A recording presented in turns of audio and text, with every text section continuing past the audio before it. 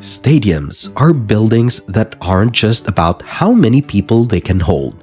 They're also about engineering skill, size, and the desire to always do better than oneself.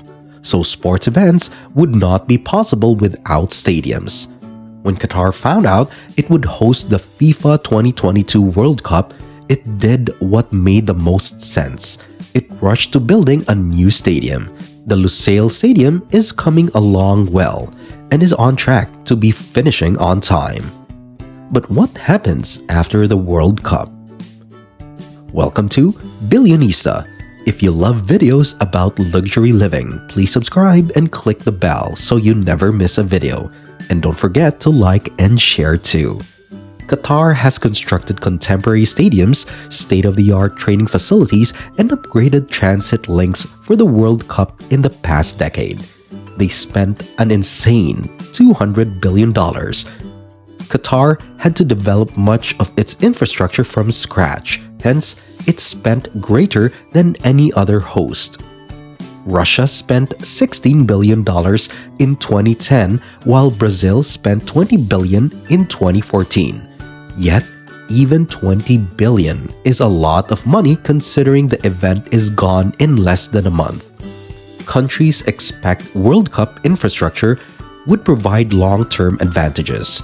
Transport connectivity could revive blighted neighborhoods. Concerts and festivals could pay for stadiums. Not all venues outlive their intended purpose. World Cup stadium history isn't pleasant. Qatar has other intentions, but first, let's determine and understand what they're avoiding. In the previous World Cups, Russia built 9 new stadiums and renovated 3 of the 2018 World Cup. All of this cost a large portion of Russia's $16 billion for the event.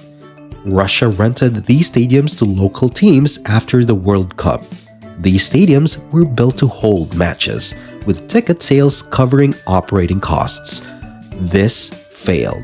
Most of Russia's teams couldn't sell half of their season tickets. The local team in Sochi draws 6,000 fans or 15% of the stadium's capacity. Low attendance means high operating costs. Taxpayers pay for stadiums' money leaks. They're costly, useless, and onerous. After the World Cup, Kaliningrad Stadium started to collapse. Saving it cost $900,000. Financially, letting the Kaliningrad Stadium collapse would have been better. One of Russia's 9 new stadiums is thriving. Kazan Arena is multifunctional.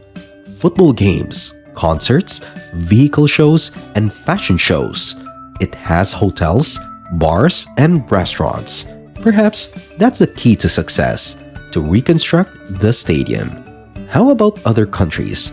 Brazil's stadiums convey a similar story as Russia's do. Thousands of empty seats are utilized by domestic teams. Brazil's stadiums are too big for its ardent football fans. Manaus's Amazonia Arena stands out. The stadium holds 40,000. The local team attracted 1,000 fans. It loses $200,000 per month. The Estadio Nacional has been converted into a bus shelter to cut expenditures. Meanwhile, Das Dunas hosts weddings and children's events. Some of these venues only held 4 World Cup matches, making it worse. 6 hours of football? A fifth of Brazil is poor, so taxpayers would rather see their money invested elsewhere than on loss-making stadiums. 2015's Jose Cruz summed it up. I see no World Cup legacy for Brazil besides indebtedness. South Africa hosted the World Cup 4 years ago, as opposed to their counterparts in Russia and Brazil. These stadiums are doing marginally better. In Durban, the Moses Madiba Stadium serves as a place for a variety of events. Guests can bungee jump off the central arc and ride a sky vehicle to the top, where they can look out over the city below. Stadiums in South Africa have a mixed track record. The 65,000-seat Cape Town Stadium has never been profitable. There have even been calls to tear down the stadium, and that may end up happening sooner rather than later. After their candidacy was surrounded by scandal and over 30 FIFA officials were removed from their positions due to evidence of corruption and bribery. Qatar is eager to avoid the pitfalls of previous World Cups. In 2013, Amnesty International revealed the widespread exploitation of migrant labor. In addition to working in physically hazardous situations, many of these employees were paid badly or not at all. More than 6,000 workers had perished in Qatar since their World Cup bid, according to an investigation published by The Guardian in 2021. As a whole, it has been quite damaging to the country's international standing. The only aspect of their World Cup preparations that haven't been attacked is how they intend to handle the stadiums once the event is over. So, what exactly does Qatar have in store for its World Cup venues? For such a tiny nation as Qatar, it makes little sense for there to be 8 massive stadiums. 400,000 people call Qatar home, while 420,000 people can fit in the stadiums. There are fewer than 140 million people living in Russia, while there are over 220 million in Brazil. Qatar won't have a chance to win the World Cup if these countries can't fill their stadiums. Qatar, however, has little interest in filling them and instead plans to change them. Lusail and Al Bayt, the 2 largest stadiums, will be renovated into state-of-the-art multi-use facilities. Most of the seating at Lusail Stadium will be demolished to make space for restaurants, stores, a medical facility, and possibly even apartments. The same thing will happen to Al Bayt. And then it will become a luxury hotel, a shopping center, and a medical center. The field will remain centrally located among all other facilities in both stadiums. However, rather than hosting professional football matches, it will be used for community events. Ahmad bin Ali Stadium, Al Janab Stadium, and Al Tumama Stadium will all continue to host football matches. However, not until the venues are drastically reduced in size. Through the elimination of temporary seating, the capacities of all 3 venues will drop from 45,000 to 20,000.